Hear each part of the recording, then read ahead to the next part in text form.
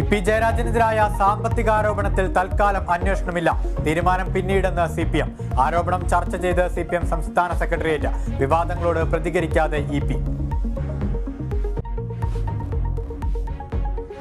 അറസ്റ്റിലായ popular front നേതാവ് മുബാറക് കൊലപാതക സ്ക്വാഡിലെ അംഗമെന്ന് NIA. സ്ക്വാഡിലെ മറ്റംഗങ്ങൾക്ക് ആയോധന പരിശീലനം നൽകി. എടവനക്കാട്ടെ വീട്ടിൽ നിന്നും മഴുവും വാളും കണ്ടെത്തിയെന്നും NIA.